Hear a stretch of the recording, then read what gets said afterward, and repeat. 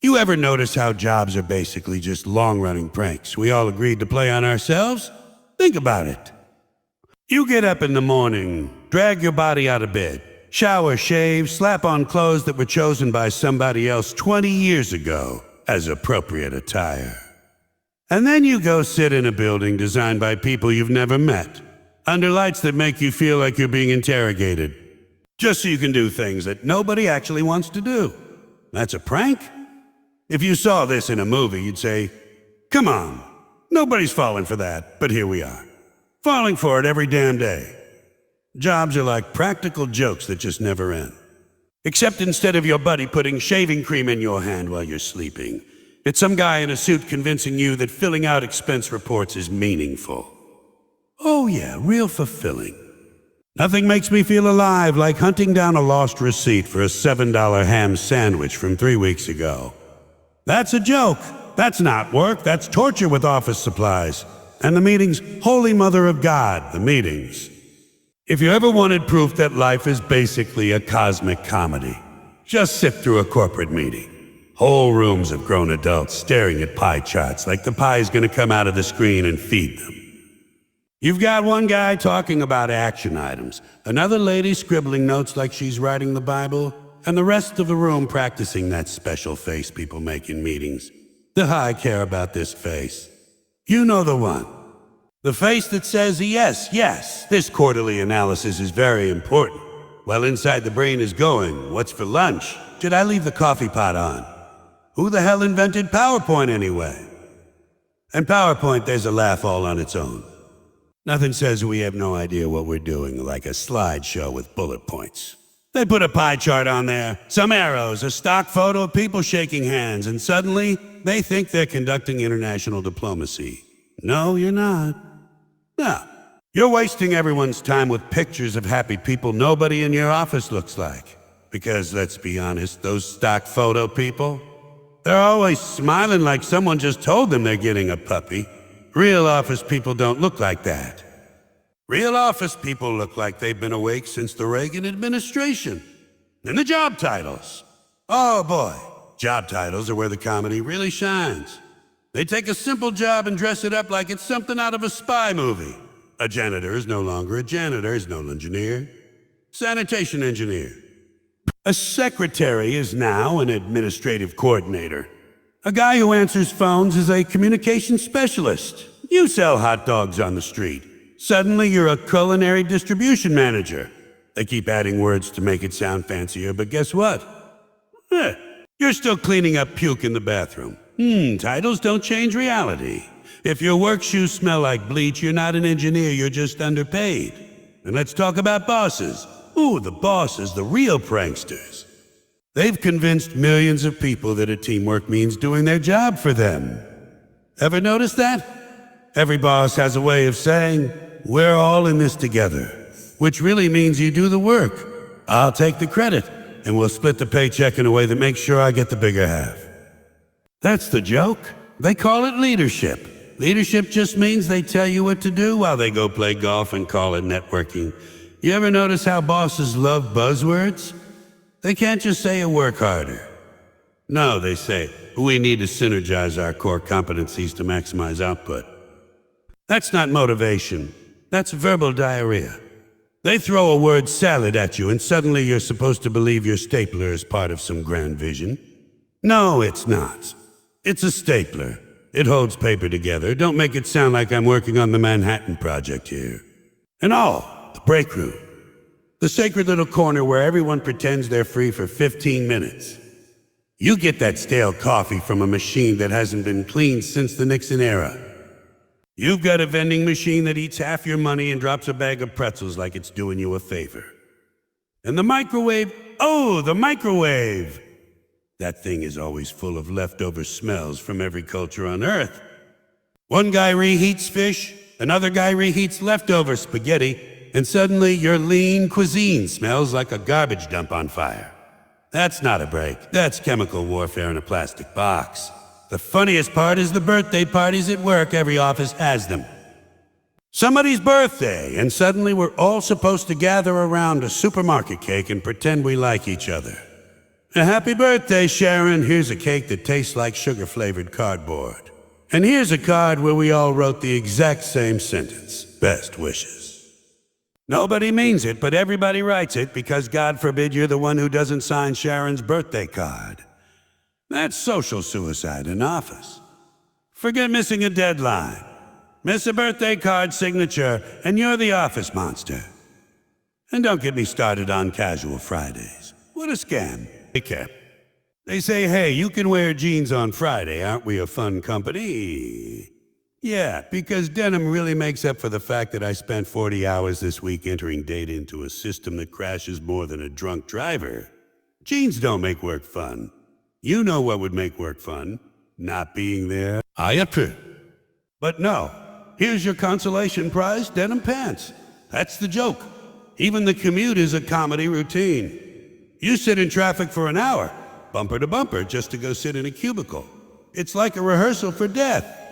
Everybody sitting in little boxes waiting to move forward.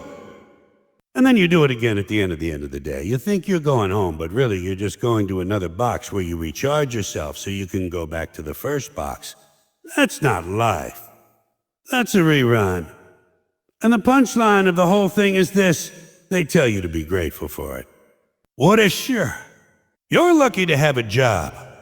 Lucky to waste my best years listening to some guy explain pie charts. Lucky to sit under fluorescent lights that slowly bleach the soul out of your body. That's not luck, that's a sentence. The only reason people feel lucky is because the system convinced us that the alternative is worse. But deep down, everybody knows. The real joke is that the system only works if we all play along. And the best jokes are the ones where everybody's in on it. So yeah, jobs are jokes. Long, badly written jokes with setups that take decades and punchlines that don't land. The only way to survive them is to laugh at the absurdity. Because otherwise you'll spend your whole life trying to find meaning in a meeting about quarterly projections. You ever notice how power at work is basically the world's biggest inside joke? Like the whole structure of a job is built on this invisible chain of command where the people who do the least somehow have the most.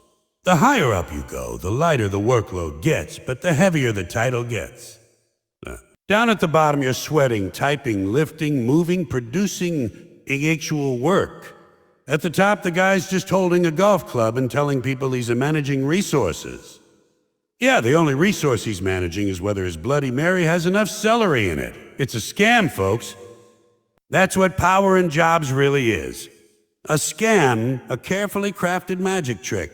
They make you think the boss is in charge because he's smarter or tougher or more experienced. But the truth is, the boss is usually just the person who was willing to sit through the longest meetings without dying. That's all it takes. Endurance. Bosses aren't leaders, they're survivors of endless conference calls. And they know how to say the magic words. Oh, they've got those buzzwords down cold. You ever hear one of these people give a speech at a company gathering? We're moving forward into the future with a proactive approach to market challenges while leveraging our core competencies. What the hell does that even mean? It's like Mad Libs for executives. You could swap out any of those words with potato and it would make the same amount of sense. We're moving forward with a potato approach to market potatoes while leveraging our potato competencies. There, now you've got lunch. The whole trick of power in jobs is convincing you that you're on a team. We're all in this together. You ever notice it's never the people mopping the floors saying that? It's never the night shift guy saying, hey everybody, we're in this together. No, it's always the guy with a suit in a parking spot. He wants you to feel like part of a family, but only if the family means you're the cousin who washes the dishes while he gets to sit at the head of the table carving the turkey. That's the family they're talking about. And the word a team in the workplace, don't get me started. They love that word. Everything's a team now. A team meeting, team project, team spirit. They got it from sports. Except in sports, the team actually has a chance to win something. At work, the only thing you're winning is more work. And there's no trophy. You don't get a parade. You get a stale cookie in the break room and a thanks for all you do email written in Comic Sans. That's your championship ring. Then there's the hierarchy. Oh boy. Nothing funnier than watching a bunch of people jockey for power in a place where the product is office supplies. Now, you got assistant managers, associate managers, junior managers, senior managers, executive managers, regional managers. Regional managers, by the time you get to the top of the org chart, the company could collapse under the weight of its own managers. You don't even need employees anymore, just managers managing other managers. Pretty soon they'll invent a manager to manage the managers who manage the managers. That's the real pyramid scheme. And the punchline. The people at the top never know what's going on at the bottom. Ask a CEO what the people on the assembly line actually do every day. They have no clue. They'll say things like our team members are engaged in forward-facing productivity initiatives. No, they're not. They're putting screws in holes for 8 hours a day. You've never even seen a screw. You just signed the papers saying you bought them wholesale. That's the joke. The people who make the least money know the most about the job. And the people who make the most money know nothing at all. Power in jobs isn't about brains, it's about ownership. If they own the building, they own you. If they own the chairs, the pens, the clock on the wall, they own your time. You're just leasing yourself out by the hour. You don't clock in, you check into a rental agreement with your own body. And the funny part is you're paying for it too. Suits, gas, lunch, coffee, commuting. By the end of the week, half your paycheck has been spent just keeping up the privilege of working. That's not a job. That's a subscription service. You're basically paying dues to your own captivity. You ever notice the language they use around bosses? They're not just bosses anymore. They're mentors or visionaries or thought leaders. Thought leaders, imagine being so arrogant you actually think you're leading people's thoughts. That's not leadership, that's hypnosis. You want to be a thought leader? Go sell horoscopes. At least those people are honest about making things up. And when bosses screw up, oh boy, the cover-ups are hilarious. If you mess up at your job, you're in trouble. If you misfile a report or mess up an order, they're on you like white on rice. But when the boss screws up, suddenly it's called a strategic pivoting. They never make mistakes, they just pivot. Because let's face it, the stress doesn't stop when you clock out. You bring it home. You're still thinking about that stupid email, that dumb meeting, that deadline breathing down your neck. But if you can laugh about it, you leave it behind. You walk in the door, tell your partner, you won't believe what they said today. And boom, you're free. That weight slides off your shoulders because now it's a story, not a burden. Humor transforms misery into entertainment. That's magic. And it's cheap. That's the best part. You don't need equipment, you don't need software, you don't need approval. You just need a little sarcasm, a little wit, maybe a bad pun. It doesn't cost a dime, but it can save your soul. That's liberation. The whole system is designed to grind you down, make you serious, make you compliant. But the second you start laughing, they lose. They can't own your spirit. They can make you show up, they can make you fill out forms, but they can't stop you from cracking up at how ridiculous it all is. Because let's be real, the workplace is a comedy club that doesn't know it's a comedy club.